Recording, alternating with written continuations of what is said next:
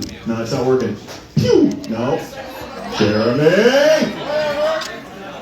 Oh, it's on. Pew!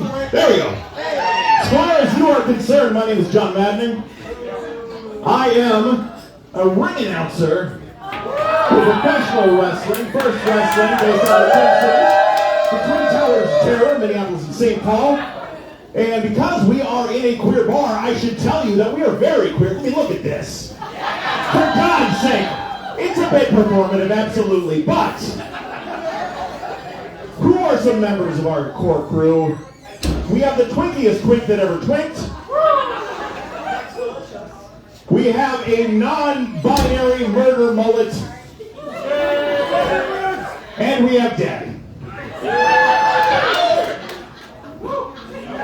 But that's not important right now. Let's talk about comics. Before we get, there's a bit of a trigger warning. Is this the first trigger warning that we have had at Nerd Night, or have there been more? Have there been more? Okay. I want to make sure, because I'm pushing the envelope. So, The Adventures of Tintin was first published in 1929, a very open-minded time in world history. It was published by a very conservative, very Catholic newspaper in Belgium called Levante Amchiaco. All right, which means the 20th century. I have studied German and I have studied Japanese, but even as a lover of Franco-Belgian comics, I have not studied French. So, David will be helping me on these sort of situations here. The cartoonist was 21 years old and had never left Western Europe. So for a globe-trotting person that's going to meet a lot of different people, as such, Hergé's early art contains some pretty awful depictions of races he had never met. But let's start here with the Kingdom of Belgium. Yeah, Belgium, everyone knows Belgium. Belgium is the home of pommes frites. All right. Waffles. Belgian chocolate. And right in the middle of Brussels is a statue of a tiny child urinating that is called, I swear to God I am not making this up, it is called mannequin piss. But now this is about Belgium. This is about Tintin, Belgium's greatest export. This is Tintin, not Tintin, and also not Rin Tin Tin. That's a dog, and not that dog. Tintin is a young Belgian of an indeterminate age, probably about 15 to 18, through the course of the entire series. Tintin is his only known name. He's called Mr. Tintin, or simply Tintin. If you know, you know. Okay, a couple people. That was a very tiny joke, I apologize.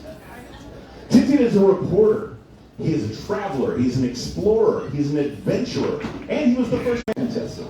So as a kid, I always wanted more to read. My parents taught me to read at the age of 3 with these things. Well, they're not, yeah, they're cute. My next door neighbor, kind of a surrogate grandpa, he had a ton of comics, specifically a lot of Disney comics and Looney Tunes comics, and he would give me those, and I loved getting in Tibet. This was my first entree into the world. It drops you right into the middle of a story. It's about Tintin's search for his friend Chang. He's lost in a plane crash, and there's a Yeti. How could a child not love that? To a young voracious reader, I loved reading all the words. I loved getting more vocabulary words. I loved reading a lot of words. And in comics, I kept on moving on. Okay, here's more kind of adult comics. Here's a little more words, more word balloons, bigger words, tougher words. And then, holy shit! I started reading about Professor Calculus talking about specialists in nuclear physics were recruited from many countries and where it began. It goes without saying that all the research is for humanitarian purposes. No question of making atomic bombs here. In fact, we are seeking a way to protect mankind from the dangers of these weapons. I was hooked. There are, oh Jesus Christ. There are 21 sort of official ones that are in publication, and a few others which we'll talk about later. So I figured I gotta catch them all. I gotta read each and every one. I read them completely out of order. I had no idea what was going on, but that didn't matter. Tintin went through the Americas. He went to Scotland.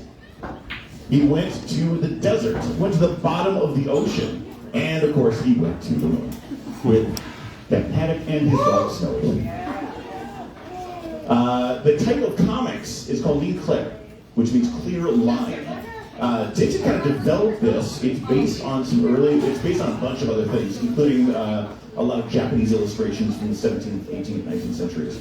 It emphasizes strong, clean lines, not a lot of cross-hatching, and it can be deceptively simple.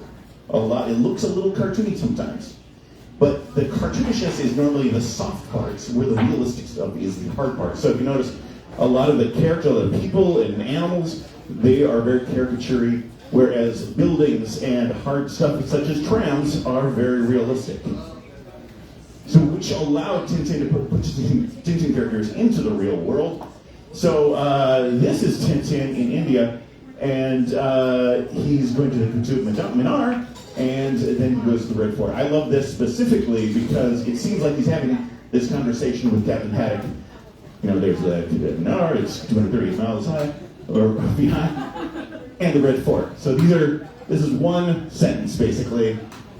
However, that is a 4-hour, 5-minute walk in modern times. So I left because they were just silent. They just kind of brooded as they were walking. Oh, and the Red Fort. So some examples of Ligne Claire, Blake and Mortimer, Lucky Luke, and Alex. Modern examples include the word Chris Ware and Where's Waldo? Or Wally if you're English. So who made this? Who made this? Something I heard my mother say, I don't know how many times. Who made this? This is Hergé. It's a pen name for Georges Rimet. He took his initials, GR, and reversed them and pronounced them the way the French do. Hergé. He got a really early start. That 1944 is not the date this was done. This is the date it was cataloged. He would send postcards from camp home to his parents that had these little cartoons on them. And eventually he got a job in the Belgian scouting magazine, where he created the extraordinary adventures of Tortor, an early Tintin. And then came... Le 20e siècle. That's right. This is a very conservative, very Catholic newspaper in 1929. But they had a kids section called... Le Petit 20e. That's right, the Little 20th. And so Tintin was the main draw in that, starting in 1929. They got 2 pages of comics every week. So the first story, where Tintin goes to the land of the Soviets, lasted from January 1929 until May 1930. And it is anti-communist propaganda.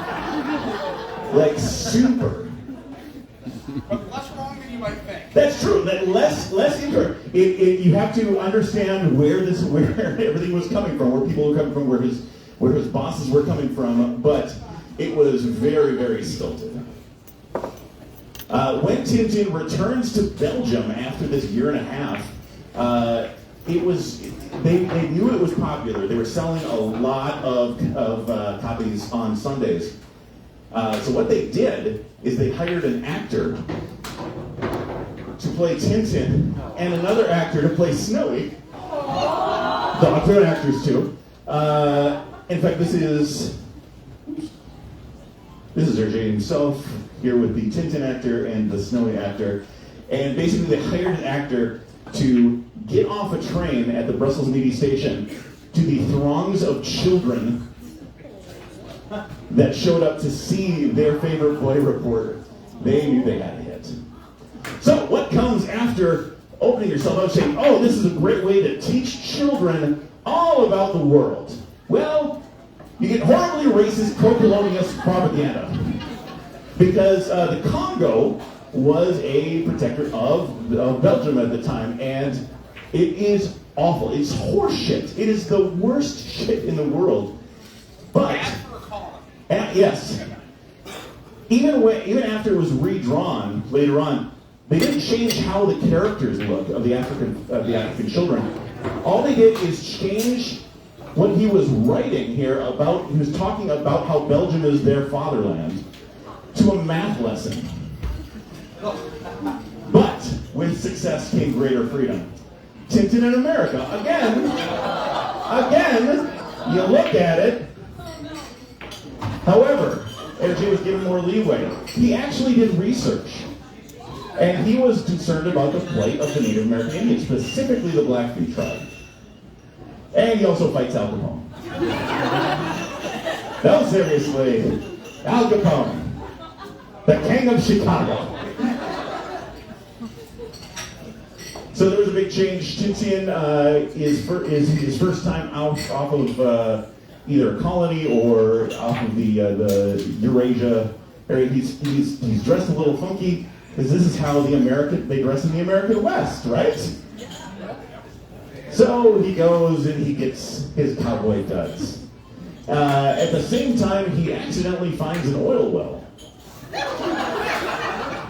And all these very, very stereotypical American investors are showing up and offering him a ton of money, tens and hundreds of thousands of dollars for the rights to this oil well. And Tintin's like, I'm so terribly sorry, gentlemen. It isn't mine to sell. It belongs to the Blackfoot Indians. So, of course, what do you think? What do you think these guys do? Do you think they offer them the same amount of money? Absolutely not. And it is, as a child, this was literally my first, like, holy shit, we treated the Native Americans terribly. And it was all done not to be like this is not what everything. This is the proper way of doing things. He is trying to show what is happening, what was happening throughout America. His next volume, The Blue Lotus, again, a European being an asshole. And Tintin has to jump in and say, oh, your conduct is disgraceful, sir, which is the best way to treat themselves. And he meets his friend Cheng, who was based on a real person that Hergé knew. And their first encounter, they sit around and talk about all the prejudices that each side has. Emphasizing, there must be crazy people in your country. Hergé met Zhang. He was an art student that was visiting Belgium, and he said, I want to do a story in China, but I don't know any Chinese people. Maybe I should talk to some Chinese people. So as a middle-aged white straight male, I'd like to ask, what is allyship? So, whereas there are tons of images that are considered racist today, and actually were considered pretty racist back then, the different ethnicities were treated with respect and admiration by Tintin himself. And racist assholes are treated with disdain and mockery. Even the good guys, which you'll meet these guys later, can be dumb. These are Thompson and Thompson, the very intelligent detectives who decide the best way to get around China is to get in traditional Chinese garb, but they are also mocked. So Tintin makes new friends and companions along the way. First, Thompson and Thompson. They're not related. Thompson and Thompson are bumbling detectives. They are almost identical. The mustache, a little different, and the cut of the suit is a little different. And they're often secondary protagonists. They go off on their own little adventures. They're trying to solve the same crime or mystery that Tintin is, and occasionally finds a clue, occasionally bumbles it up, occasionally arrests Tintin. It's happened on occasion. Captain Haddock, the crusty seaman. Captain Haddock is a drunk. Captain Haddock is a liability. But Captain Haddock, with that booze, is brave. And becomes Tintin's trusted friend and adventuring partner. Then there's Professor Calculus, But this is a genius. He got us to the moon. He's an inventor. And he's a dowsing aficionado. And of course, the most important friend is Snowy. Snowy's a dog. A wire fox terrier. Milu is the original French name. A wire fox terrier, to be exact. Snowy is morally conflicted, as he has an angel dog and a devil dog trying to get him to do the right and wrong things. He's an occasional drunk, whenever whiskey's drunk. And he is constantly, for humor's sake, hurting his tail. There he gets shot. A bullet hits the very tip of his tail. I don't know. Well, there'll be fur over it, so it'll be fine. I'm sure. Snowy, however, is Tintin's best friend and will always look out for him. He also is the only animal that speaks, but nobody can understand him. Like when he went on the moon, and they made little talk astronauts speak for him. Snowy would protect them, save them in various situations. The legacy of Tintin exists all over Brussels. There are murals, there are signs, there are statues. He's really Belgium's kind of national hero. And even their World Cup football kits were based on Tintin. Besides the comics, there were 2 movies. They are terrible. 1961's Tintin and the Mystery of the Golden Fleece. 1964, Tintin and the Blue Oranges. But they got the looks of the characters pretty down. There were 2 animated series, one in 1957, these little 5-minute shorts in French. And then there were Canadian shorts in 1991. These ones are still available on HBO Max.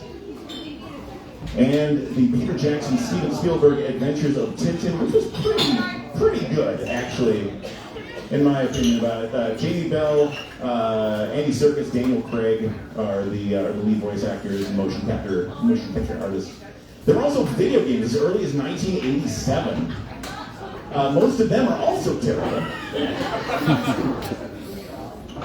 This is Breaking Free. This is an anarchist comic that was put out in 1988, which is Tintin versus the Bourgeoisie. There were also porn parodies as early as 1976. And, of course, roller derby posters. Including this one made by Sam Shimoda, featuring me. And so, as a fan, many years later, I got to have my bucket list situation when I visited Europe and went to Musée Hergé, the Hergé Museum, just about an hour outside of Brussels. There they have original sketches, original art, or covers here. They have a ton of props, and they made full-scale props of a lot of the stuff that was later drawn because they wanted to see what it would look like from any angle. Hergé and his assistants. So, for instance, for the spacesuits, they made little maquettes so they could see how shadows fell on them, etc. The Shark submarine from Red Rackham's Treasure, a full scale. I'm not actually touching it. I wanted to see how close. It did say do not touch. I wanted to see how close I could get. And this was my favorite one here. They even made a crab tin so they could see how. So after they peeled off a little piece, that this is the clue that starts them on the adventure. So they wanted to make sure that it was always the same direction. In Musée Hergé, it has some of his entire life, from his early Scout comics to the last page that he was working on when he died, and the telegram that was sent by his assistants to his publisher saying Hergé is dead. And they have a great shot. That is Tintin, Belgium's greatest exploit. You can find me in the corner. You can last chapter and all sorts of other stuff if you want to find me. If you don't want to find me, I understand. Yes. Was the Canadian show regular Canadian or French Canadian? It was Nelvana, which is a lot of, if you see like the Star Wars Holiday Special, the little Boba Fett cartoon, they made that too. They just shut down this year a long-running Canadian, but they produced them in both English and in French because they were exporting it to Belgium and France as well. How do you think kind of them using the 3D models affected like American animation and kind of things like that, and comics and kind of things that came after that and today and whatnot?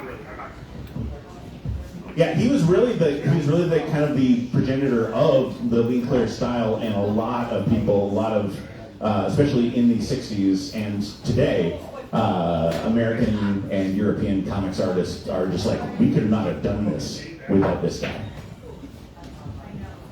And there's Rob Liefeld. I'll get you in a second. Sort of, I think the prototypical Tintin comic is set in sort of an interwar period, where you've got sidecars and biplanes and tramp steamers and all that. What do you think about the post-war, late career Air J comics with the 747 and the Picaros and all that? It's really all about the story, and it doesn't really. It's kind of timeless because you don't know precisely when this could have happened, especially because most of the conflicts in it are made up of fake countries. So when Tintin goes and fights with the Picaros against General Salazar, these are all fake countries, fake combatants. Plus, everything that was done as an individual, as a collection, in a nice, clean drawing, was done in a much rougher tone, like the Congo and the Soviet one earlier, and they redrew them for collections later. They updated a lot of stuff, and actually, they referenced. If you look at the order in which they were written, they reference stories that hadn't happened yet, because it's kind of like James Bond. It doesn't matter what order they're in. It's a kind of a moving timeline.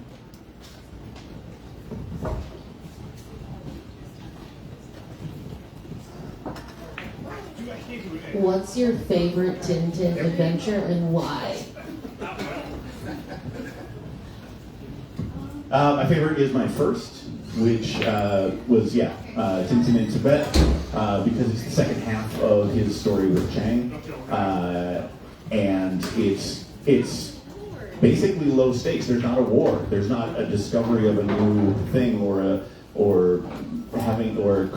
getting a treasure or anything. It's just he wants to save his friend, and it's just the art is so spectacular and the story is so simple, but it is scary and it is fun at the same time.